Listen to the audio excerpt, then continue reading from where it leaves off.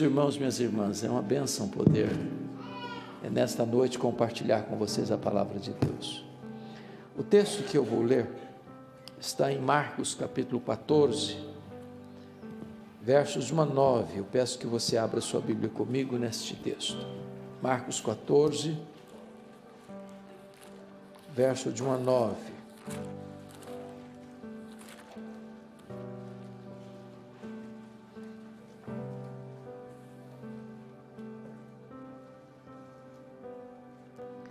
Eu estou com a versão revista e atualizada. Eu vou ler e você acompanha e depois mantenha a sua Bíblia aberta comigo nesse texto. Está escrito assim: dali a 2 dias era a Páscoa e a festa dos pães asmos. E os principais sacerdotes e os escribas procuravam como prenderiam Jesus à traição e o matariam. Pois diziam: não durante a festa, para que não haja tumulto entre o povo. Estando ele, Jesus, em Betânia, reclinado à mesa em casa de Simão, o leproso, veio uma mulher trazendo um vaso de alabastro com um preciosíssimo perfume de nardo puro, e quebrando o alabastro, derramou o bálsamo sobre a cabeça de Jesus. Indignaram-se alguns entre si e diziam: para que esse desperdício de bálsamo? Porque este perfume poderia ser vendido por mais de 300 denários e dar-se aos pobres. E murmuravam contra ela. Mas Jesus disse: deixai-a, por que a molestais? Ela praticou boa ação para comigo, porque os pobres sempre os tendes convosco, e quando quiserdes podeis fazer-lhes bem, mas a mim nem sempre me tendes. Ela fez o que pôde, antecipou-se a ungir-me para a sepultura. Em verdade vos digo, onde for pregado em todo o mundo o evangelho, será também contado o que ela fez para a memória sua. Amém. Bom, o contexto desta passagem está meridianamente claro. Trata-se de 2 dias antes da Páscoa. A Páscoa era a maior festa dos judeus. A Páscoa era a alegria dos judeus e o terror dos romanos. Isso porque na Páscoa a cidade de Jerusalém quintuplicava de população. E os romanos, que tinham a sede do seu governo em Israel, em Cesareia Marítima, a residência do governador não era Jerusalém, era Cesareia. Toda a força militar de Roma não ficava em Jerusalém, ficava em Cesareia. Mas no período da Páscoa, todo o aparato militar subia para Jerusalém. O gabinete do governador era transferido para Jerusalém. Até o tetrarca da Galileia, Herodes Antipas, na Páscoa, transferia toda a sua equipe de governo para Jerusalém. E os romanos tinham medo de rebelião, de motim, e então a cidade ficava com muita vigilância e preocupação. Pois bem, 2 dias antes da Páscoa, diz a Bíblia que os principais sacerdotes, os escribas, ou seja, as autoridades religiosas, tramaram, orquestraram para prender Jesus à traição e matá-lo depois da festa, quando o povo já tivesse ido embora, longe dos holofotes. Entretanto, somos informados em Mateus de que 2 dias antes, é o texto paralelo deste, foi Jesus quem disse para os discípulos que ele estava para ser entregue nas mãos dos principais sacerdotes e escribas, para ser crucificado. E aí você chega à seguinte conclusão: quando os homens tramam, urdem, orquestram, pensando que eles estão no controle da sua ação, eles estão apenas cumprindo um plano já estabelecido por Deus, porque as rédeas da história não estão nas mãos dos homens, está nas mãos de Deus. Ainda que os homens façam mal, como levaram de fato Jesus à cruz e mataram Jesus, mas aquilo cumpriu um plano já estabelecido por Deus desde toda a eternidade. É curioso também que, na mesma medida que as principais autoridades religiosas de Jerusalém tramam, urdem, maquinam e orquestram contra Jesus para matá-lo, 10 quilômetros dali, na aldeia de Betânia, uma família prepara uma festa para Jesus. E é curioso que ainda hoje Jesus desperte sentimentos tão diferentes e tão opostos. Ele é amado por uns e odiado por outros, recebido por uns, rejeitado por outros, adorado por uns e rechaçado por outros. Também é curioso que esse jantar que é oferecido a Jesus em Betânia acontece na casa de um homem, que é chamado de Simão. E a Bíblia não dá o sobrenome dele, mas dá um epíteto, um adjetivo para ele: Simão, o leproso. Isso me chama a atenção, porque uma pergunta se faz necessária: esse homem ainda era leproso? E a resposta óbvia é: claro que não. E por que sabemos que não? Porque se leproso fosse, ele não podia ficar em casa. Se leproso fosse, muito menos podia receber alguém em sua casa. Mas se esse Simão não era mais leproso, por que o evangelista diz que o jantar ocorreu na casa de Simão, o leproso, e não na casa de Simão, o ex-leproso? Para ensinar-nos uma lição. A lição de que você não deve rotular pessoas, porque rótulos ficam. Não carimbe gente. Não põe uma tatuagem existencial numa pessoa, porque Deus pode mudar a vida dela. O enfermo está curado, o prisioneiro está livre, o perdido está salvo. Então não rotule gente, porque Deus é especialista em reverter diagnósticos irreparáveis, impossíveis. Mas também é curioso que quem se destaca nesse jantar é uma mulher. E esta mulher é incógnita, ou seja, ela não tem nome nos evangelhos sinóticos, porque esse texto está relatado em Mateus 26, brevemente introduzido em Lucas 22, está descrita aqui em Marcos 14 e também em João 12. Mateus, Marcos e Lucas não falam do nome dessa mulher, ela é incógnita, ela é anônima. Mas em João 12, o nome dela aparece. Essa mulher aqui é Maria, irmã de Marta e Lázaro. E a biografia de Maria é muito instrutiva, porque ela só aparece 3 vezes nos evangelhos. E nas 3 vezes que ela aparece no evangelho, ela está aos pés de Jesus. Não há nenhuma outra biografia na Bíblia que tem essa característica. A primeira vez que ela aparece é em Lucas 10. Ela está aos pés de Jesus para aprender. E eu vou lhe dizer que a maior academia do mundo é assentarmos-nos aos pés de Jesus. Assentarmos-nos aos pés de Jesus é alcançarmos o topo do mundo, o lugar mais alto de aprendizado. A segunda vez que essa mulher aparece na Bíblia é em João 11, e ela está novamente, Maria, aos pés de Jesus, agora para chorar a dor do luto pela morte do seu irmão Lázaro. E eu vou lhe dizer que o único lugar do mundo onde você encontra uma fonte de consolo nas dores terríveis que assolam a vida é assentarmos-nos aos pés de Jesus. Mas agora, em terceiro lugar, e pela última vez, essa mulher está outra vez aos pés de Jesus, agora nesse texto e paralelos, para agradecer. E a pergunta é: agradecer o quê? Agradecer o maior milagre público de Jesus. Eu não sei se vocês já observaram o contexto desse fato. Vou abrir um pouquinho dessa água aqui.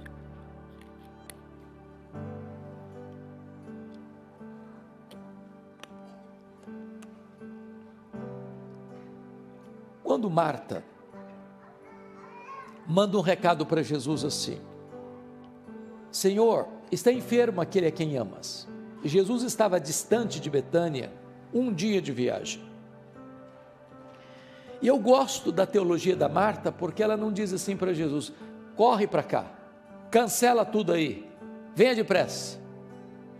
Porque é assim que nós fazemos quando temos uma urgência. Achamos que nós somos o centro do mundo e as pessoas precisam atender a nossa necessidade no nosso tempo, na nossa hora. Quando Jesus recebe o recado, o homem já tinha gastado um dia de viagem. E Jesus diz assim para os seus discípulos: o Lázaro morreu. Mas diz também: esta enfermidade não é para a morte, é para a glória de Deus. Agora pensem comigo, raciocinem esse ponto. Se o homem gastou um dia para ir, ele gasta o segundo dia para voltar. Então são 2 dias. Quando ele chega em Betânia e diz para Marta: Jesus mandou dizer que esta enfermidade não é para a morte, é para a glória de Deus. Mas o Lázaro já estava morto e sepultado, porque o Lázaro morreu no dia que o emissário saiu da casa de Marta. Agora pensa o nó na cabeça da Marta. Diz o texto que Jesus fica mais 2 dias onde estava. Então o homem gastou um dia para ir, mais 2 dias, 3 dias. No outro dia Jesus foi, era o 4º dia. Quando Jesus chega em Betânia, Lázaro está morto, sepultado há 4 dias. Isso para nós é um grande drama, porque eu posso lhes garantir que a aparente demora de Deus na nossa angústia grita mais alto nos ouvidos da nossa alma que o barulho mais ruidoso das circunstâncias mais adversas. Porque Marta não tem que lidar apenas com o luto, ela tem que lidar com uma pergunta sem resposta: por que Jesus não veio? Por que ele não chegou? Por que ele nos deixou na mão? Por que ele fez tantos milagres e nós que somos amigos dele, que hospedamos a ele na nossa casa, não nos atendeu? A grande pergunta é: por que Jesus esperou o 4º dia para ir? É porque havia uma crença entre os rabinos de que um morto poderia ser ressuscitado pela instrumentalidade de um homem, como Deus fizera outrora com Elias, com Eliseu. Até o 3º dia isso era possível. A partir do 4º dia, na crença dos rabinos, era impossível que um homem fosse o instrumento para esse milagre. Se esse milagre viesse a ocorrer, só o próprio Deus em pessoa, sem instrumentalidade humana, podia fazê-lo. Jesus espera até o 4º dia, exatamente para provar que ele não era apenas um grande homem entre os homens, ele era o próprio Deus entre os homens. Jesus nunca chegou atrasado, ele chega sempre na hora certa. Isso trazia glória a Deus, isso trazia fé aos corações mais endurecidos. Bom, Maria agora, ela está novamente aos pés de Jesus para agradecer esse grande milagre público de Jesus. E diz o texto que Marta está servindo. Marta tem esse dom. Ela está sempre realizando alguma coisa. Maria é mais contemplativa. Toma decisão enquanto Jesus está à mesa com os seus discípulos. O Simão também está lá. O Lázaro recém-ressuscitado também está à mesa. E ela pega um vaso de alabastro. Alabastro é uma pedra ornamental de cor rosa, esbranquiçada. Diz Mateus que esse vaso está cheio. E diz João 12 que tem dentro desse vaso uma libra de perfume, preciosíssimo, feito de uma essência chamada nardo. E o evangelista descreve que o nardo não é híbrido, não é misturado, é nardo puro. Vocês aqui nos Estados Unidos têm mais facilidade de entender isso do que nós lá no Brasil, porque libra é uma medida comum para vocês aqui. O que é uma libra? 1 litro tem 2,2 libras. Então, se o vaso está cheio, o que tem dentro desse vaso? Em torno aí de 350 ml de perfume. É um frasco pequeno, não tem meio litro. E diz o texto que ela vem por trás de Jesus, quebra o vaso, para que todo o perfume derrame, na cabeça de Jesus, isso escorre pelo corpo de Jesus, chega aos pés de Jesus, porque ele está assentado à mesa, e ela então se queda aos pés de Jesus, e enxuga os pés de Jesus com seus cabelos. Mateus diz que toda a casa encheu-se com perfume, impregnado pelo aroma, e logo desperta a reação dos discípulos, liderado, conforme João 12, por Judas Iscariotes, dizendo: é um desperdício, e ficaram irritadíssimos com ela, murmuraram contra ela, fizeram mais, chegaram a ponto de, o texto diz que eles molestaram Maria, e disseram: esse perfume poderia ser vendido por mais de 300 denários e dar-se aos pobres. E Jesus saiu em defesa de Maria. Por que molestais? Ela fez, aliás, os pobres sempre os tendes convosco, a mim nem sempre me tendes. Ela fez o que pôde, ela antecipou-se a ungir-me para a sepultura, e em verdade vos digo, em todo mundo onde for pregado o evangelho, será contado o que ela fez, para a memória sua. Bom, então agora eu quero tirar desse texto algumas lições. Se você tem papel e caneta, sugiro anotar. Eu aprendi uma coisa na vida: o papel mais amarelo e a tinta mais fraca é mais fiel do que a memória mais prodigiosa. É claro que hoje nós temos um smartphone na mão, também podemos anotar, desde que você não fique no zap depois, certo? Combinado? Então, quais são as lições que Maria pode nos ensinar nesta passagem? Primeira lição, olha comigo o versículo 8, a parte A: ela fez o que pôde. Você pode repetir essa frase comigo? Ela fez o que pôde. Toda vez que eu leio isso aqui, eu sou levado a perguntar a mim mesmo: meu Deus, e eu?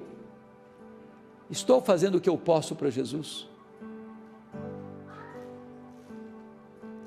Eu estou fazendo tudo o que eu posso para Jesus? Porque às vezes nós fazemos relaxadamente. Às vezes nós fazemos, mas não fazemos tudo o que podemos. Às vezes nós fazemos, mas não fazemos de todo o coração. Às vezes nós fazemos, mas a nossa motivação não é boa. Maria fez o que pôde. Você tem feito o que você pode para Jesus?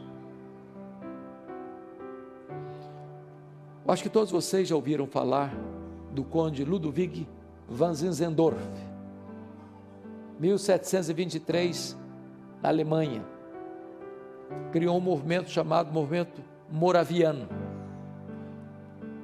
que começa na Alemanha uma reunião de oração que durou 100 anos, ininterruptamente, e desencadeou na Alemanha o maior movimento de avivamento e missões.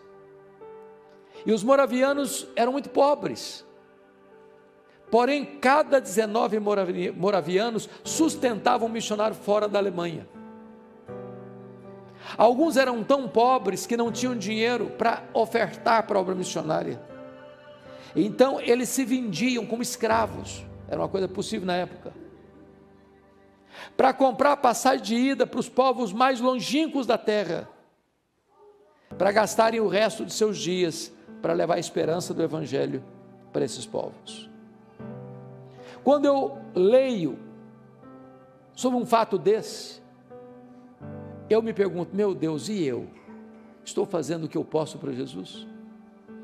Tudo o que eu posso para Jesus?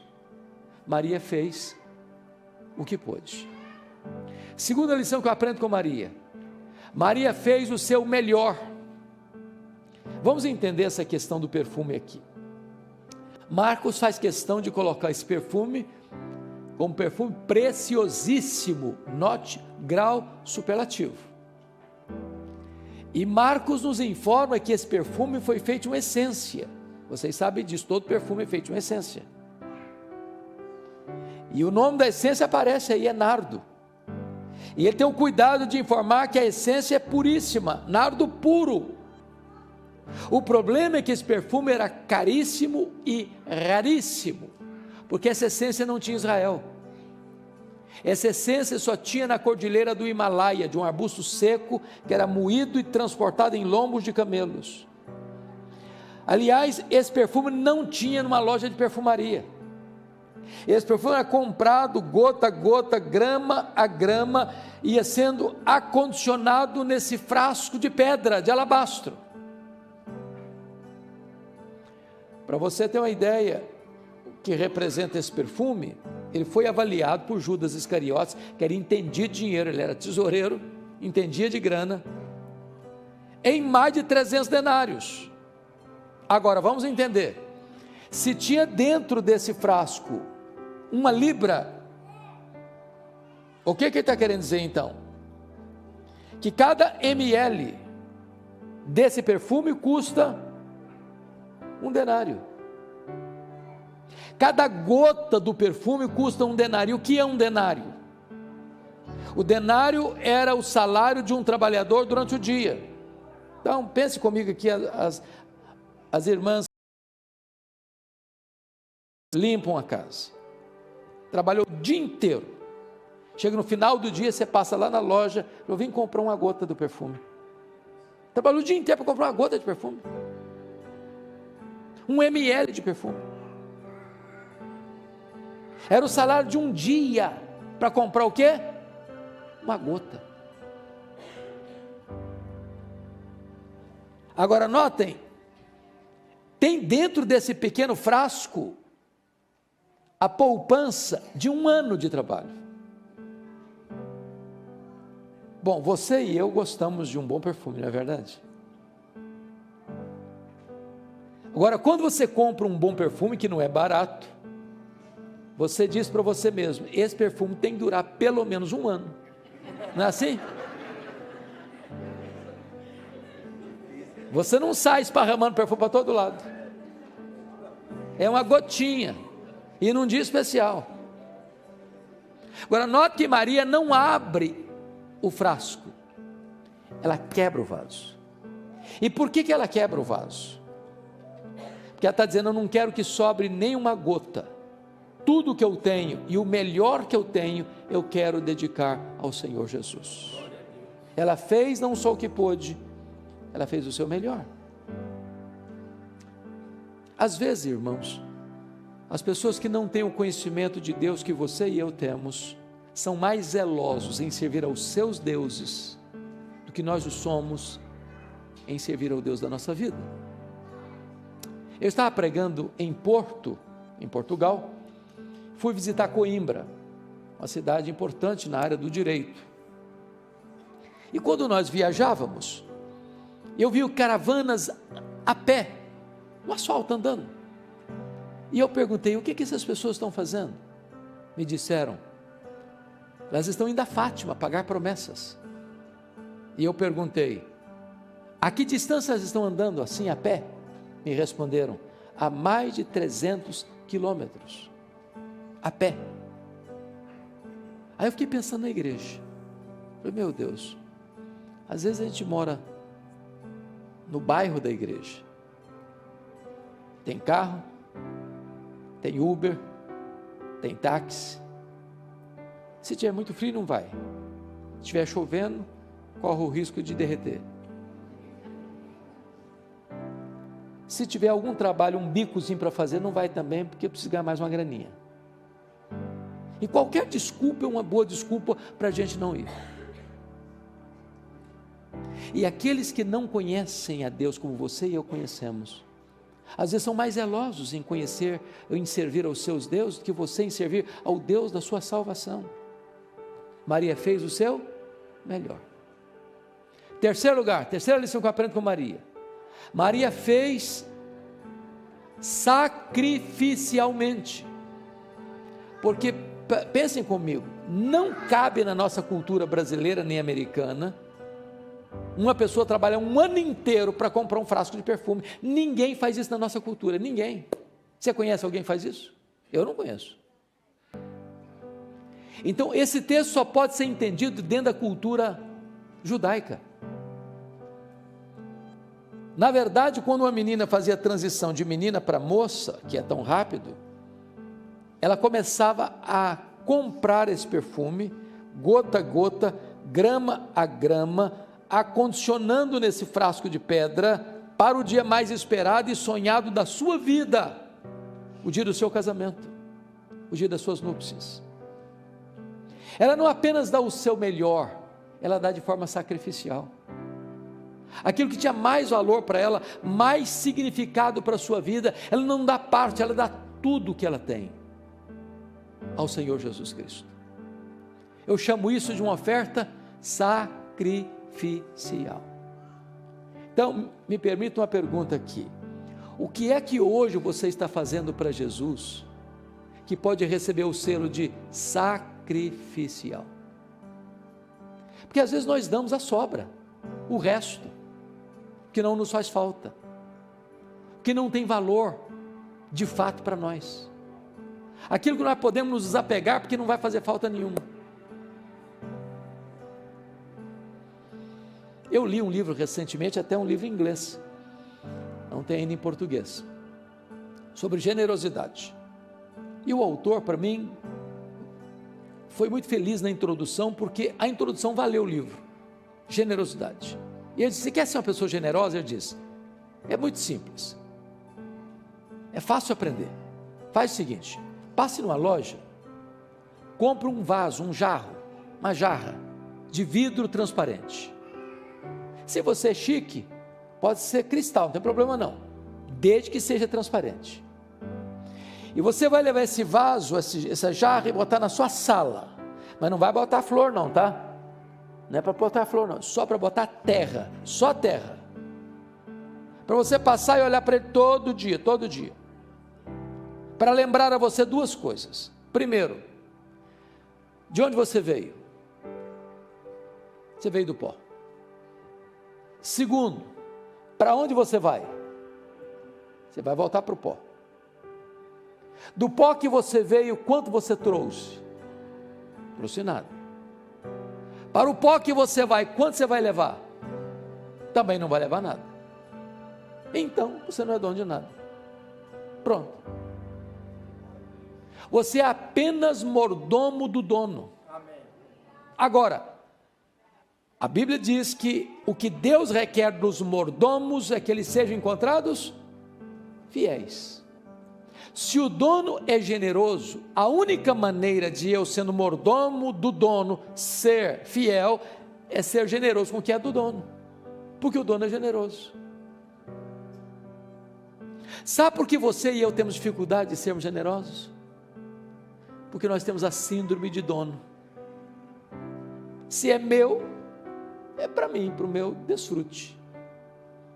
No momento que eu entendo que o que está nas minhas mãos foi delegado por Deus para eu tomar conta e ser fiel na mordomia, e o dono é generoso, eu tenho que ser generoso com o que é do dono, acabou o problema de ser generoso. Me permita uma pergunta: você já fez alguma oferta sacrificial? Deixa eu ilustrar isso.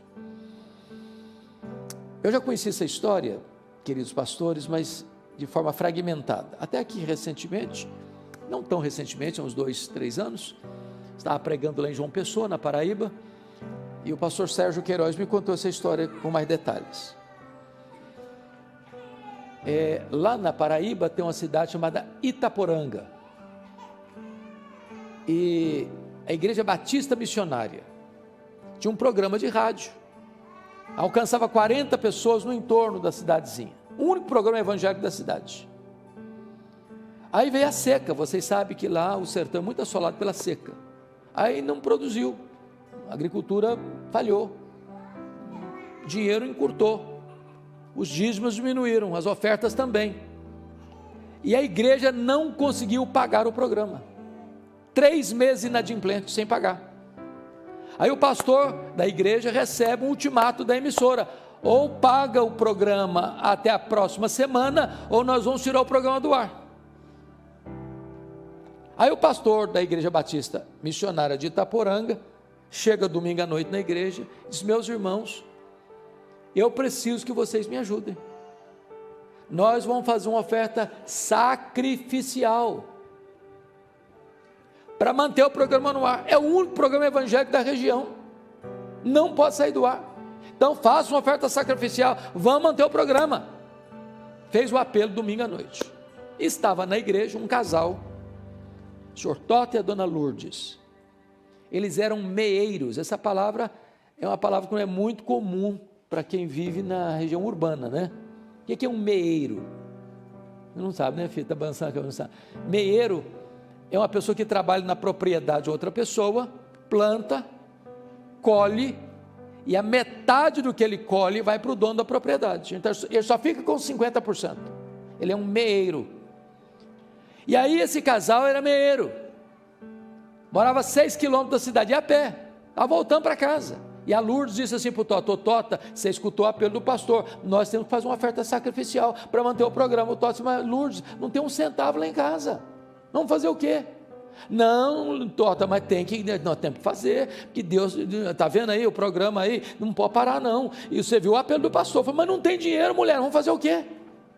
Estão chegando em casa, a Lourdes diz: é verdade, Tota, dinheiro não tem mesmo não, mas lá em casa tem um terreiro com muitas galinhas, e tem um galo, que é o mais pesado e vale mais, vão dar o galo. Ah, tudo bem, vão dar o galo, está resolvido o assunto então, dá o galo. Segunda-feira de manhã a Lourdes pega o galo, bota debaixo do braço, 6 quilômetros a pé para a cidade, bate na casa do pastor, o pastor atende: pastor, eu escutei o apelo do senhor ontem, e eu vim trazer minha oferta sacrificial, o galo é o melhor que nós temos lá em casa, eu vim trazer, para o programa não sair do ar. O pastor agradeceu, deu um sorriso amarelo, depois que despediu a dona Lourdes, fechou a porta: meu Deus, o que é que eu vou fazer com esse galo? Nem uma sopa dá, que o galo era velho demais.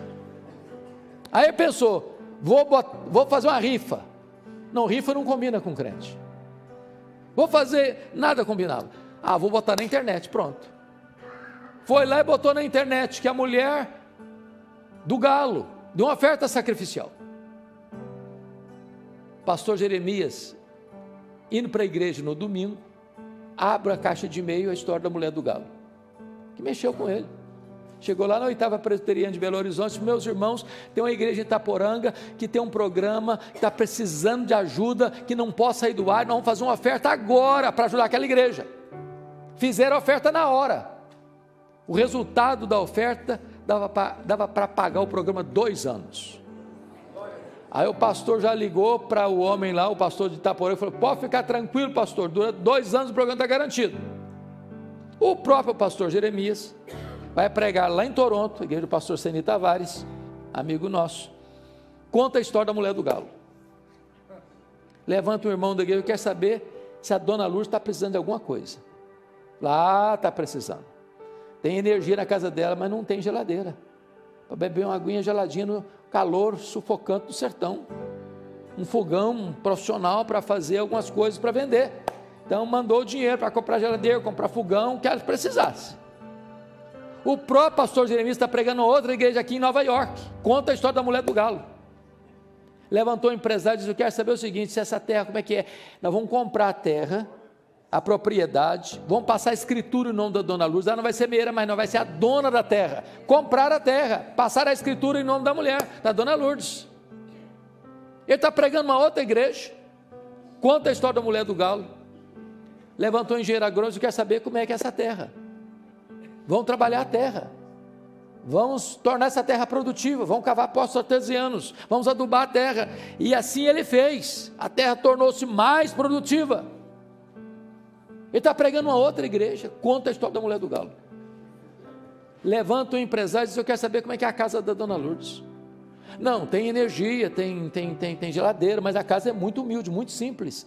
Então bota tudo abaixo, vamos construir uma casa grande, bonita, equipar tudo que a dona Lourdes precisa. E assim fizeram.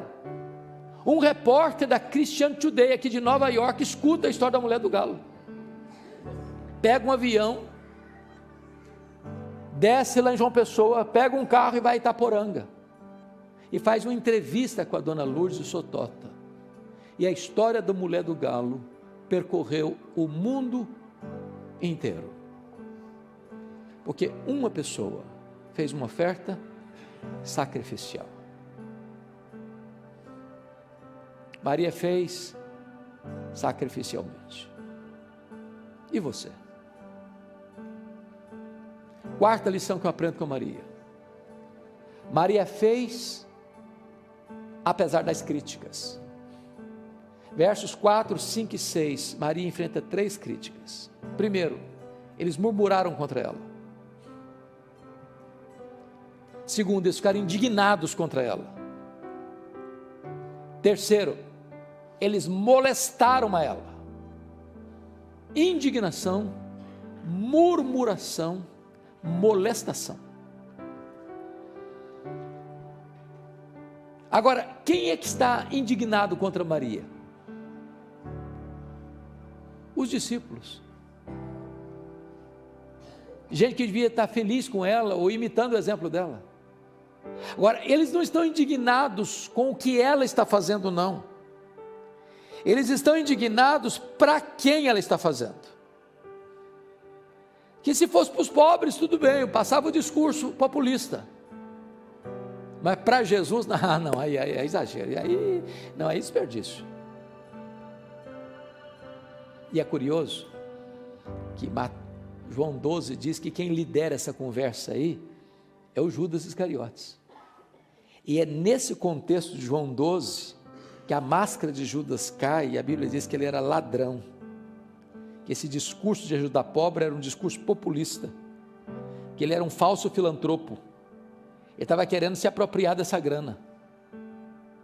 E é nessa conjuntura aqui que ele sai dessa noite aqui e vai lá para Jerusalém para vender Jesus por 30 moedas de prata, 10% do valor do perfume.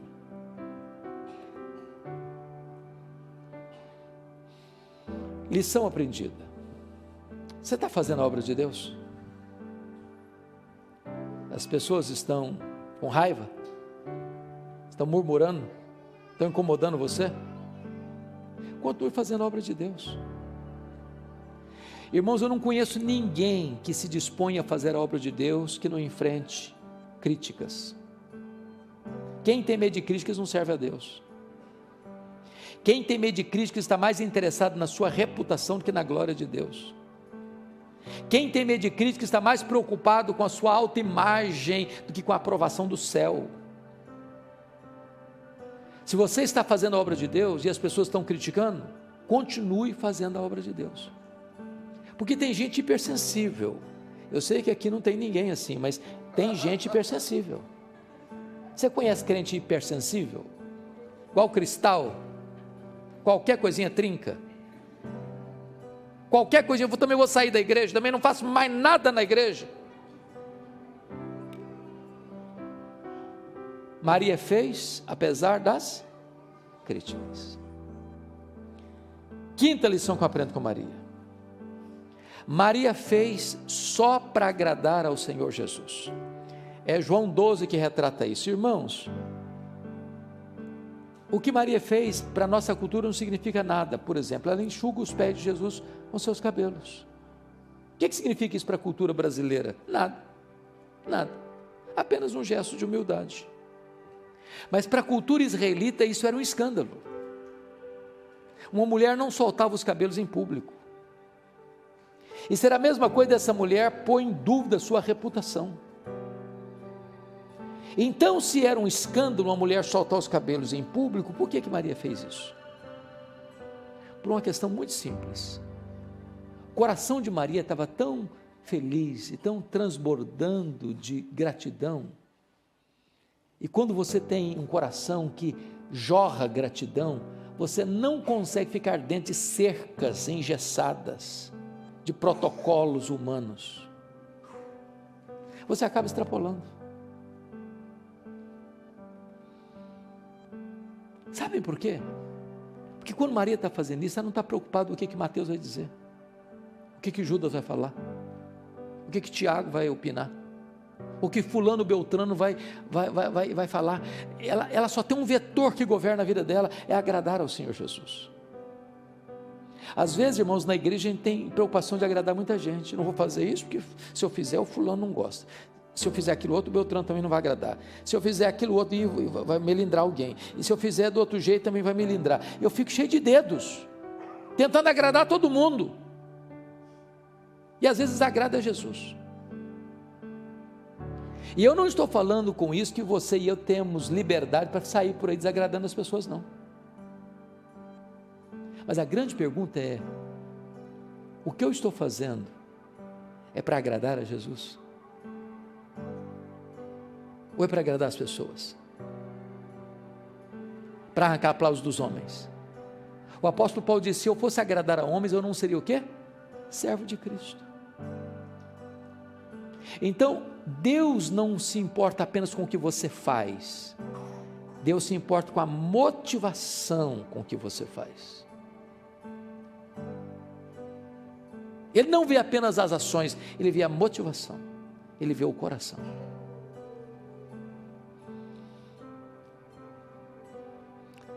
Vamos então, sexta lição com Maria. Maria fez a pessoa certa. Vejam comigo versículos 6 e 7. Quando Jesus diz: os pobres sempre os tendes convosco, mas a mim nem sempre tendes. Eu acho isso maravilhoso, porque ela fez boa obra para comigo, disse Jesus. E aqui, irmãos, tem uma pergunta que precisa ser respondida. Será que Jesus está dizendo que os pobres não têm prioridade? Que os pobres podem ser deixados para depois? Que a agenda de socorro aos pobres não tem prioridade na agenda da igreja? É isso que Jesus está falando? E a resposta é um sonoro não. Não. Não. Agora é preciso entender uma coisa: ninguém vai para o céu porque ajuda os pobres. Ninguém vai para o céu porque dá comida para os pobres. Ajudar os pobres não é a causa da salvação, é consequência. Você não ajuda os pobres para ser salvo, você ajuda os pobres porque foi salvo pela graça. Tentar comprar a graça de Deus com boas obras é um pecado, porque é anular a cruz. É anular a cruz. As pessoas que mais ajudaram os pobres na história foram aqueles que fizeram tudo para a glória de Jesus. Você faz para que Jesus seja exaltado, para que agrade o coração de Jesus, porque é Ele que mandou fazer isso. Agora, o discurso de Judas, de ajudar os pobres, era falso, era uma hipocrisia, era uma mentira, e Jesus está, de certa forma, arrancando a máscara dele, e dos discípulos que estão acompanhando a Ele. É um falso discurso: vamos ajudar os pobres, vamos ajudar os pobres. Esse é um discurso político, de político populista, quando na verdade o coração não está nem nos pobres nem em Deus, está nele mesmo. E se Jesus não for a prioridade, se Jesus não for a motivação, eu vou fazer, e vou fazer com a motivação errada, porque eu estou querendo é a promoção de mim mesmo, que os holofotes caem em mim mesmo, que a glória seja minha mesma, e não de Deus, e não socorra o necessitado. Então Maria fez a pessoa certa. Sétima e penúltima lição que eu aprendo com Maria: Maria fez no tempo certo. Olha comigo o versículo 8, a parte B.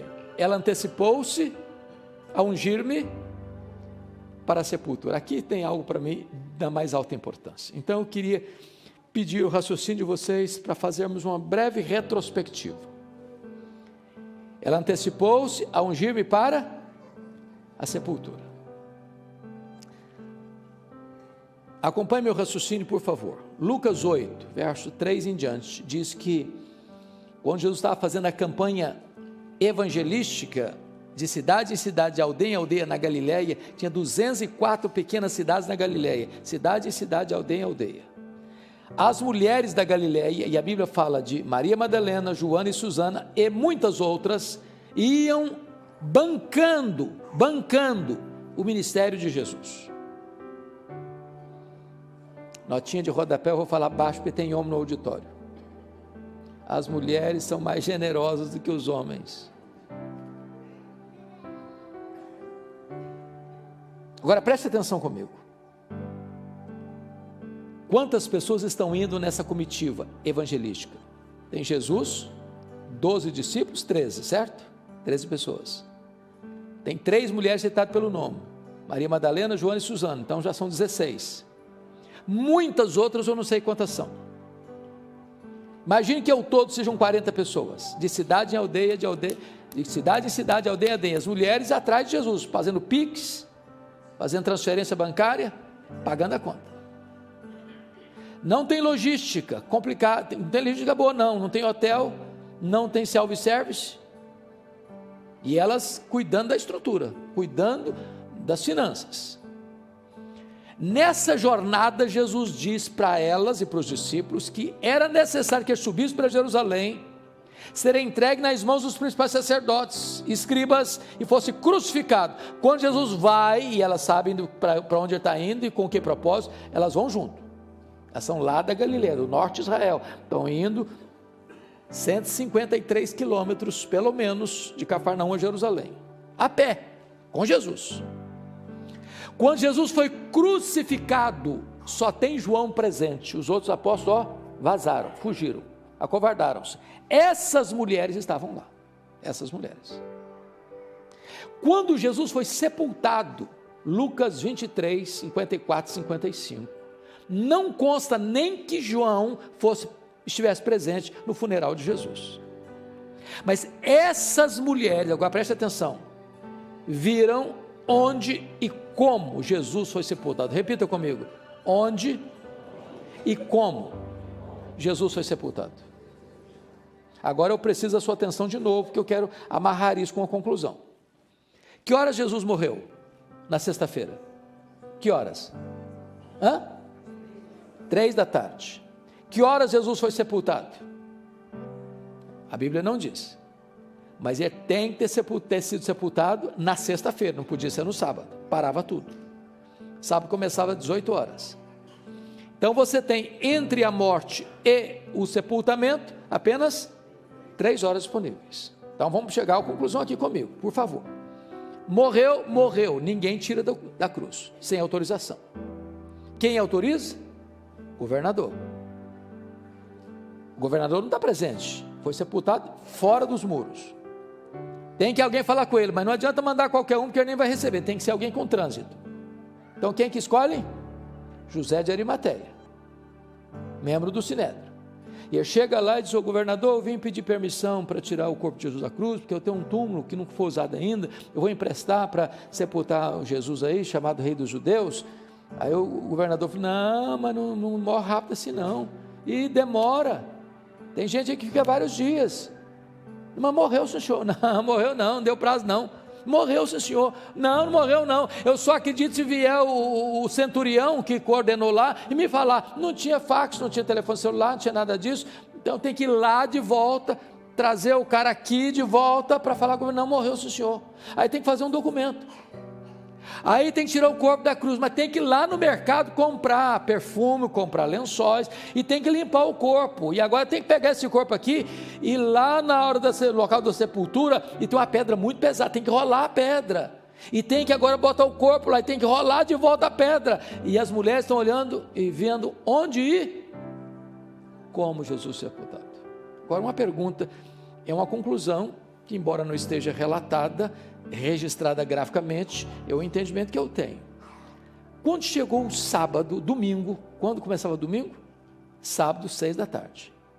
Elas correram para o mercado, foram comprar o quê? O que elas foram comprar? Perfume. Por que elas foram comprar perfume? Jesus estava sepultado já. Elas viram onde ir? Como? Mulher não gosta de nada mal feito. Elas olharam, esse trabalho está mal feito. Quando passar o sábado, nós vamos voltar aqui e fazer direito. Fazer direito. E elas chegam com a pergunta: quem vai rolar a pedra? A pedra é muito pesada. Olham, a pedra está rolada. Olham, o túmulo está aberto. Entram, o túmulo está vazio. Saem, um anjo pergunta para elas assim: o que é que vocês vieram fazer aqui? Procurar entre os mortos aquele que está vivo. Ele não está mais aqui não. Ele ressuscitou. Agora vamos entender uma coisa. Sabe o que o anjo está falando para elas?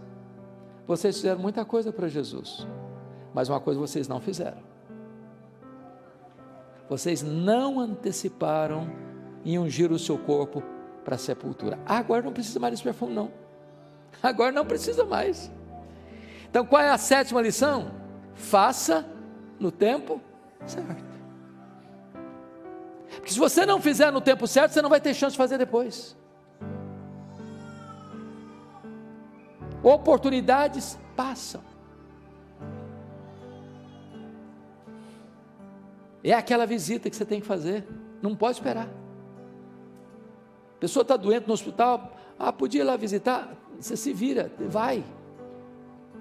Porque não tem nada mais triste que uma pessoa pedir você para visitar o fulano e você não vai, e aí... como é que tem mesmo? Qual quarto que está? Não precisa ir não, já morreu. Não dá para esperar. Não dá.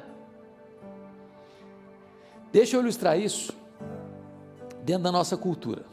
Eu não sei quanto a vocês, mas eu acho muito esquisito alguns aspectos da nossa cultura. Por exemplo, eu não conheço ninguém mesmo, que receba mais elogio do que defunto. Já viu? Ô, gente, é uma rasgação de seda em cima do caixão que não tem fim. A grande pergunta é se o defunto, em vida, claro, escutou alguns daqueles elogios. Porque você não vai confortar o coração de um defunto elogiando ele, não. Ele não vai levantar do caixão para dar um abraço em você, não. E se levantar, você corre também. Então não espere a pessoa morrer para elogiar. Porque tem gente assim muito espiritual, diz: não, eu não vou elogiar não, porque elogiar a pessoa vai ficar vaidosa. Não, o que a Bíblia proíbe é hipocrisia. Mas um elogio certo na hora certa é uma bênção, um bálsamo. Quer ver outra coisa que me choca na nossa cultura? Defunto recebe mais flor do que vivo. Dá para entender isso? Não dá para entender, dá. Eu fui num funeral certa feita e contei 86 coroas de flores. Contrataram um caminhãozão para levar as flores, um caminhãozinho desse tamanhozinho para levar o defunto.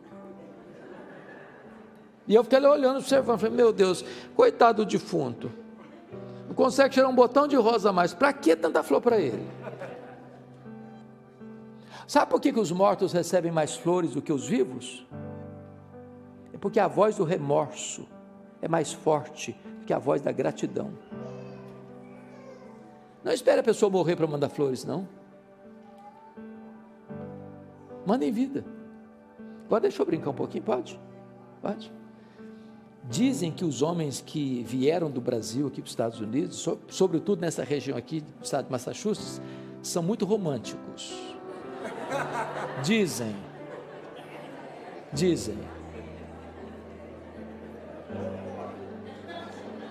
Não passe em brancas nuvens nunca o aniversário da esposa, aniversário de casamento, tem buquê de flor, o mais bonito que tem na floricultura, ele leva para a esposa. Não esquece de jeito nenhum. Dizem. Mas vai que tem um desavisado aqui nessa noite.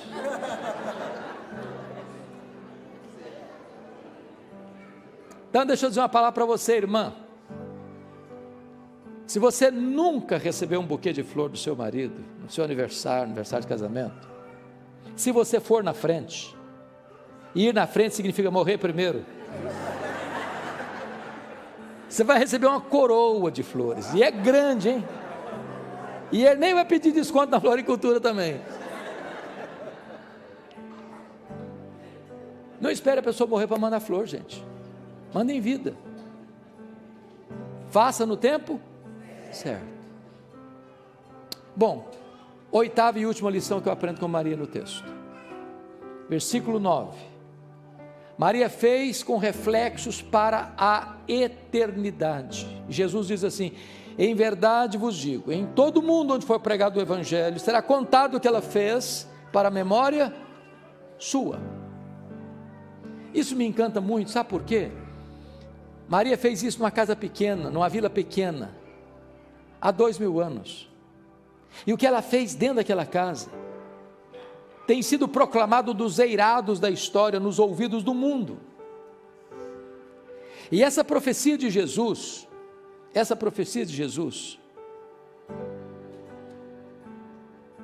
está se cumprindo nesta noite, mais uma vez. A grande pergunta, portanto, é: o que é que eu estou fazendo hoje que vai reverberar na história e vai impactar pessoas? Nós estamos vivendo uma geração narcisista, que está olhando para o umbigo. Uma geração que não se preocupa com as futuras gerações. Eu não sei se você se preocupa com essas coisas. Eu sei que nem sei se é legal também, não sei se vai te ajudar ou piorar a situação. Mas você já pensou no seu funeral? Esquisito, não? Já?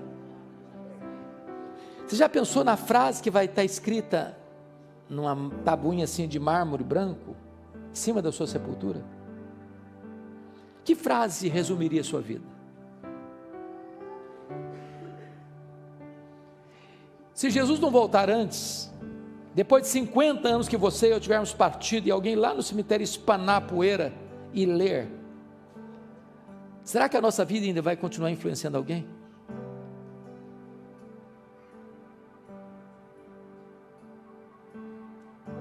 E eu quero terminar com duas ilustrações, uma da Bíblia e outra da história da igreja. Eu vou pegar primeiro a ilustração da Bíblia. Vocês conhecem um homem chamado Rei Ezequias. Ele começou a reinar com 29 anos. Ele reinou 25 anos. Ele morreu com 54 anos. Ele tinha um pai horrível, mas ele foi um bom homem. Deus o abençoou. Ele fez uma reforma em Israel, experimentou um avivamento em Israel. Mas com 39 anos de idade ele está enfrentando um gravíssimo problema, aliás 2, porque foi no governo dele que as 10 tribos do norte caíram nas mãos da Assíria, em 722 a.C. Então, esse exército assírio cercou Jerusalém, com mais gente do lado de fora do que do lado de dentro dos muros, e disse para ele: renda-se, porque nenhum Deus pode livrar você da minha mão. Se não bastasse esse cerco de um exército poderoso, diz a Bíblia que ficou doente com 39 anos de idade, uma úlcera que nada resolvia, e Deus manda o profeta Isaías à casa dele com um recado, um ultimato: põe em ordem a tua casa, porque morrerás e não viverás. Então ele tem um problema externo e um interno, e ele enfrenta os dois problemas com oração, e Deus envia um anjo, só um anjo, e mata 185 mil soldados assírios na porta de Jerusalém, liberta Jerusalém da invasão militar. E quando ele recebe o ultimato que vai morrer, ele se volta para a parede, chora e ora, e Deus ouve rapidamente, e manda o profeta de volta à casa deles. E eu ouvi a oração de Ezequias, príncipe do meu povo, e vai falar para ele que eu ouvi a oração dele, eu ouvi a lágrima dele, e vou curá-lo da sua enfermidade. E no terceiro dia vai subir à casa de Deus. Pois bem, resumindo a história, o milagre foi tamanho, os dois milagres, que um novo reino que estava se formando na época, o reino da Babilônia, Império Babilônico, mandaram uma comitiva diplomática lá em Jerusalém, para se alegrar com Ezequias, dando presentes para ele. E diz a Bíblia que Ezequias então recebe a comitiva diplomática da Babilônia, abre os seus tesouros, abre o seu palácio e mostra para eles quão grande, quão poderoso, quão rico, quão esplendoroso ele era, e quão forte ele era, e quão poderoso e esplendoroso era a sua riqueza, e não deu uma palavra de gratidão a Deus, que foi mal aos olhos do Senhor. E Deus mandou o profeta Isaías de volta à casa dele. Agora escuta a palavra do Senhor, rei Ezequias. Essa Babilônia que você se vangloriou diante dela, virá um dia para cá. E tudo que vocês juntaram até hoje, vão juntar daqui para frente. Essa Babilônia vai levar embora, vai rapinar tudo, vai tomar tudo, vai tudo embora.